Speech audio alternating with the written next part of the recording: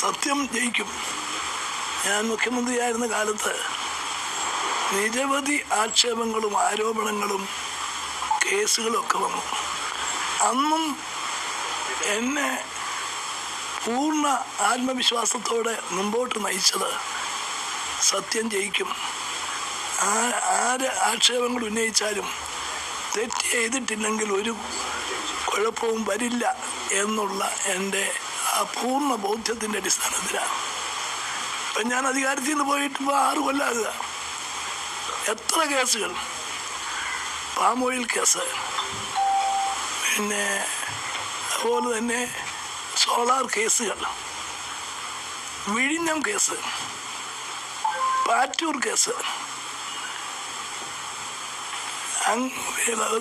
അതിനൊക്കെ മുമ്പുള്ള കോഴിക്കോഴ കേസ്, എത്ര കേസുകളാണ്. 2 കമ്മീഷൻ, ശിവരാജ് കമ്മീഷനും അത് കഴിഞ്ഞ് വിഴിഞ്ഞം തുറമുഖത്തിന് വേണ്ടി ഈ ഗവൺമെൻറ് വെച്ച കമ്മീഷൻ റിപ്പോർട്ടുകൾ. അതിൽ സോളാർ കമ്മീഷന് ഒരു കത്ത് കമ്മീഷൻ റിപ്പോർട്ടിൻ്റെ ഭാഗമാക്കി മാറ്റി. വേറെ ഒന്നും ഒരു കുറ്റവും പറയാനില്ല. അപ്പോൾ ആ ഒരു കത്ത് കൊണ്ടുവന്ന് കത്ത് അതിൻ്റെ ഭാഗമാക്കി. അത് ഞാൻ ഹൈക്കോടതി ചോദ്യം ചെയ്തു. ഹൈക്കോടതി വിധി എനിക്ക് അനുകൂലമായി ആ കത്ത് റിപ്പോർട്ടിൽ നിന്ന് മാറ്റാൻ പറഞ്ഞു. അതിനെതിരെ ഗവൺമെൻറ്റും പോയില്ല, മറ്റൊരു പാർട്ടിയും അപ്പീലിന് പോലും പോയില്ല. എന്താ ഇതിൻ്റെ അർത്ഥം? സത്യം ജയിച്ചു എന്ന് തന്നെയാണ് ഈ അനുഭവങ്ങളിൽ നിന്ന് എനിക്ക് പൂർണ്ണമായും പറയാൻ സാധിക്കുന്നത്. അങ്ങേ അഴിമതിക്കാരനെന്നാണ് വിളിച്ചത്. ആ ഒരു സ്റ്റേറ്റ്മെന്റാണ് കൃത്യമായ രീതിയിൽ മഹാരാഷ്ട്ര കേസിലേക്ക് പിന്നീട് അത് ഒരു കോടതി വിധിയിലേക്ക് എത്തിയത്. അതിനോട് എന്താണ് അങ്ങേക്ക് പ്രതികരിക്കാനുള്ളത്? അല്ല, അത് ഞാൻ നേരത്തെ പറഞ്ഞത് തന്നെയാണ്. ഞാൻ തെറ്റ് ചെയ്തിട്ടില്ലെങ്കിൽ ഒന്നും സംഭവിക്കില്ല എന്ന് എനിക്ക് എൻ്റെ നീണ്ട പൊതുജീവിതത്തിൽ എനിക്ക് പൂർണ്ണമായി ബോധ്യം വന്നിട്ടുള്ള കാര്യമാണ്. അപ്പോൾ അതാണ് എന്നെ ഈ ആരോപണങ്ങളെല്ലാം വരുന്ന സമയത്തും ആത്മവിശ്വാസത്തോടെ കാര്യങ്ങൾ മുമ്പോട്ട് നയിക്കാൻ എനിക്ക് പ്രേരണ ശക്തി നൽകിയത് അതാണ്. ഇപ്പൊ ഈ മഹാരാഷ്ട്ര കേസ് സബ് കോടതി ഒരു തുക വിധിച്ചിട്ടുണ്ട്, അതെന്താണ് ചെയ്യുന്നത്? അത്ര പെട്ടെന്നൊന്നും കിട്ടുമെന്നാലും ധരിക്കരുത്.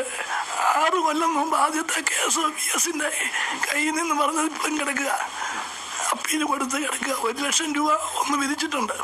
അത് കോഴിക്കോഴ കേസിലാണ്. അന്ന് ഞാൻ UDF-ന്റെ കൺവീനറാണ്, ശ്രീ ശങ്കരനാരായണൻ ധനകാര്യമന്ത്രി. അന്ന് കോഴി കടത്തിന് വേണ്ടിയിട്ട് എന്തോ ഒരു തീരുമാനം ഗവൺമെൻറ് ഇറക്കി. അതിനകത്ത് എൻ്റെ പിന്നെ ഞാനാണെന്ന് പറഞ്ഞാണ് കേസിന് പോയത്. അതിനും അങ്ങനെ 2 കേസ് വന്നു. അപ്പം ഞാനിത് കേസ് കൊടുക്കാൻ എനിക്ക് വലിയ താല്പര്യമില്ല. അപ്പം പിന്നത്തെ ചോദ്യം, ഇത് നിഷേധിച്ചാൽ മാത്രം മതിയോ? എന്തുകൊണ്ടാണ് നിയമപരമായിട്ട് പോകാത്തത് എന്ന ചോദ്യം വന്നപ്പോഴാണ് ഞാൻ VS-നെതിരായി 2 പ്രാവശ്യവും കേസിന് മുമ്പോട്ട് പോയത്. അങ്ങനെ സ്വാഭാവികമായിട്ട് അന്ന് VS മാത്രമല്ല, അങ്ങയുടെ ഒപ്പം നിന്നിരുന്ന, അങ്ങയുടെ ചേരിയിൽ നിന്നിരുന്ന ആളുകളടക്കം പിന്നിൽ നിന്ന് കുത്തുന്ന ഒരു സാഹചര്യം ഉണ്ടായിരുന്ന ഒരവസ്ഥയുണ്ടായിരുന്നു. സോളാർ കേസിൽ അത് മുഴുവൻ തെറ്റാണെന്ന് തെളിഞ്ഞു എന്നാണോ? അല്ല, എൻ്റെ കൂടെ നിന്നിരുന്ന ഒരാളും എന്നെ തള്ളി പറഞ്ഞിട്ടില്ല, ഒരാളും പറഞ്ഞിട്ടില്ല. പുറത്തല്ലെങ്കിലും അകത്ത് പാർട്ടിക്കകത്തും പറഞ്ഞിട്ടില്ല. പാർട്ടിക്കകത്ത് പറഞ്ഞാൽ പുറത്താകത്തില്ലേ? പാർട്ടിക്കകത്ത് പറയുന്നതല്ലേ കൂടുതൽ പബ്ലിസിറ്റി കിട്ടുന്നത്. അല്ല, ഇപ്പൊ ഈ അടുത്ത ശേഷം നടന്ന തെരഞ്ഞെടുപ്പിലടക്കം അതൊക്കെ വലിയ പ്രചാരണായുധമാക്കിയിരുന്നു. അപ്പൊ അതൊക്കെ എങ്ങനെയാണ്? അത് ഇപ്പൊ അതൊക്കെ പാർട്ട് ഓഫ് ദി ഗെയിം എന്നുള്ളതേ ഉള്ളൂ. പൊതുരംഗത്ത് നിൽക്കുന്ന സമയത്ത് ആക്ഷേപം കേൾക്കേണ്ടി വരും, സംശയമൊന്നുമില്ല. പക്ഷേ അതിനകത്ത് ശരിയുണ്ടോ ഇല്ലയോ എന്നുള്ളതാണ്. അപ്പം എനിക്ക് നൽകിയ എൻ്റെ മനസാക്ഷിയാണ് എൻ്റെ ഒന്നാമത്തെ ശക്തി. ഞാൻ തെറ്റ് ചെയ്തിട്ടില്ലെന്നുള്ള ബോധ്യം കൊണ്ടാണ് എൻ്റെ ആ ഒരു പൂർണ്ണ വിശ്വാസത്തോടെ പ്രവർത്തിക്കുന്നത്. ഇപ്പം കോടതി വിധി ഇപ്പം എത്രയോ നാൾ കഴിഞ്ഞിട്ടാണ് വരുന്നത്. പക്ഷെ അന്നും നമുക്ക് ഉണ്ടായിരുന്ന ഒരു ശക്തി അതാണ്. സ്വാഭാവികമാണ്. അതുപോലെ മറ്റേ കേസിനും പോയിട്ടുണ്ട്, അത് നിൽക്കുകയാണ്. കേസൊന്നും പിന്നെ ഒന്നും റദ്ദാക്കിയിട്ടില്ല. പാറ്റൂർ കേസ് നിയമസഭയിൽ എത്ര പ്രാവശ്യം വെച്ചു. ടൈറ്റാനിയം കേസ് മുഴുവൻ ഓർമ്മ പോലുമില്ല. ബാംഗ്ലൂരിൽ കോടതിയിൽ നിന്ന് വലിയൊരു തുക കെട്ടിവെക്കാൻ ഏകപക്ഷീയമായിട്ട് വിധി വന്നു. കേസ് ഞാനത് വിട്ടുപോയി. അതുകൊണ്ട് ആ കേസിൽ കക്ഷി ചേരാനോ മറ്റു കാര്യങ്ങളോ സാധിച്ചില്ല. അവൻ രൂപ കെട്ടിവെക്കാനാണ് പറഞ്ഞത്. പക്ഷെ അതിന് കേസ് കൊടുത്തു. അതുപോലെ തന്നെ മാസങ്ങൾക്കുള്ളിൽ ആ വിധി തിരുത്തി എനിക്ക് അനുകൂലമായിട്ട് വിധി വന്നു. പിന്നെ ആരും അപ്പീൽ പോലും പോയിട്ടില്ല.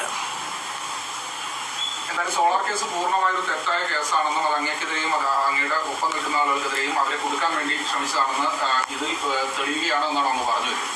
അതെ, ഈ വന്ന കേസുകളെല്ലാം അങ്ങനെയാണല്ലോ. എല്ലാ കേസുകളും അത് എന്നെ സംബന്ധിച്ചിടത്തോളം പൂർണ്ണ ആത്മവിശ്വാസമുണ്ട്. ഇനിയും ചില കേസുകളുണ്ട്, അതിലും ഞങ്ങൾക്ക് പൂർണ്ണ വിശ്വാസമുണ്ട്.